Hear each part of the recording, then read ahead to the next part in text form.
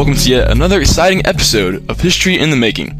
This is your host, Luke Hill, and today the oh-so-interesting topic will be on the transformation of the economy and society in antebellum America. The antebellum era began in the early 1800s with the emergence of the transportation revolution and the creation of a national economy.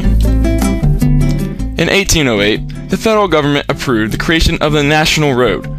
This road would connect the East and the West and allow for easier travel by horse. Along with the roads came new canals, through which steamboats could easily transport goods.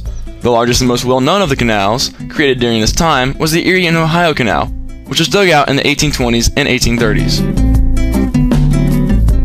With the creation of these roads and canals came an easier way to not only transport goods but also mail. The Pony Express was formed during this time and allowed for men on horse to travel the roads delivering mail over vast areas of land.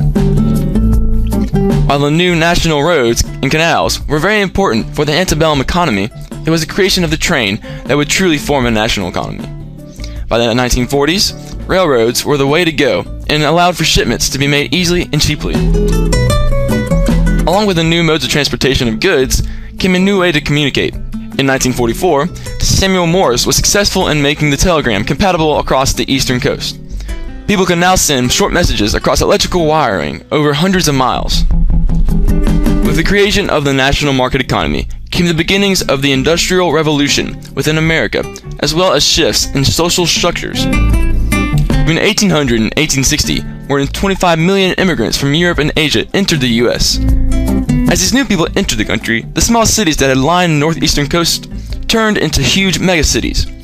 The immigrants were drawn to these areas due to the new job opportunities that were arising.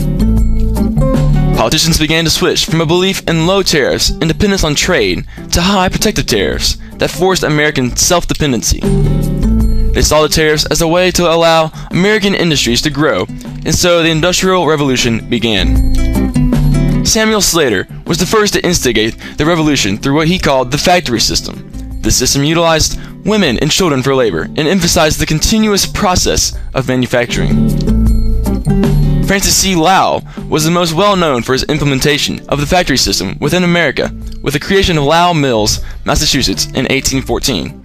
Mechanization and innovation of power looms allowed him to run his competitors out of business. Wages for workers in factories like Lowell's were extremely low and the hours rigorous. The bartering system fell apart during this time and cash wages began to become used. This separated the employees from the employers. The only contact between the owners of the factories and the workers typically only came through paychecks. By the 1840s, the working class began to experience a shift, where women and children had once filled the factories and needed this new working class.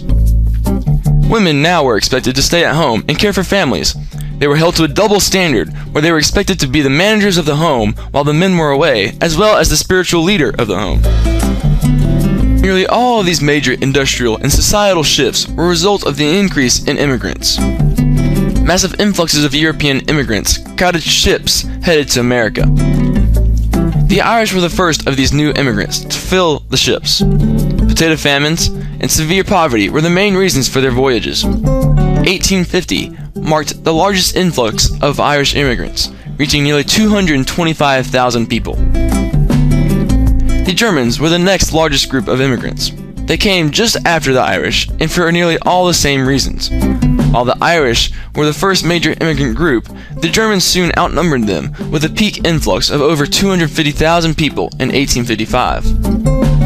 Also during this time, there were Asian immigrants coming to the western coast. They were in search of gold and found jobs mining and working on railroads. The massive amount of immigrants along the eastern seaboard caused much anger to come from those already settled there. Nativists, as they were called, saw these new immigrants as intruders and as low as slaves. During the 1830s and 1840s, riots sparked in major cities like Philadelphia, and many turned violent. Political parties like the Know Nothing Party were against these new immigrants. They pushed for legislation to remove the intruders and force them back to their home countries. Because of these threats, the immigrants began to have to fall into the big cities to protect themselves. Political machines soon evolved and promised protection for the immigrants as long as they gave political support to the party. The immigrants were forced into tight areas, and because of this, slums were formed. While immigrants were changing the structure of the North, the South was experiencing its own structural change. With the creation of the cotton gin by Eli Whitney in 1793, the South became King Cotton, and all of its society became based off the cotton industry. Southerners saw slavery as a natural right because of their beliefs in Southern paternalism, where they saw the blacks as needing the whites for guidance. Slaves would be forced to work longer and harder, 6 days a week, sun up, sundown, in brutal conditions. Slave families were split, and so the slaves built their families around a sense of community. Children were raised by distant relatives and received no formal education due to the black codes of the South. While many Northerners saw the South as being full of slave owners, in reality, most men were simple yeoman farmers. These farmers had little money, almost no social status, and did all the work themselves, with no slaves to help them. Despite this, many only saw the horrors of slavery. Cruel treatment of slaves only intensified as the Southern economy became more and more dependent on cotton. Slaves were beaten badly. This sparked abolition movements that aimed to free the slaves of the South and remove slavery altogether. The Second Great Awakening that picked up during the 1820s and 1830s helped open up the eyes of many people during this time to the horrors of slavery. William Lloyd Garrison was also a key player in the abolition movement. He published a newspaper called The Liberator and inspired many to join his cause. With more and more support for the abolition movement came the creation of the Underground Railroad, which allowed slaves to escape the South and be freed. This would be the beginning of the end of the Antebellum era. The Antebellum era would truly come to an end with the election of 1860. When President Lincoln was elected to become president against the South's wishes, Southern states began to secede. This would mark the instigation of the Civil War and the end of the Antebellum America.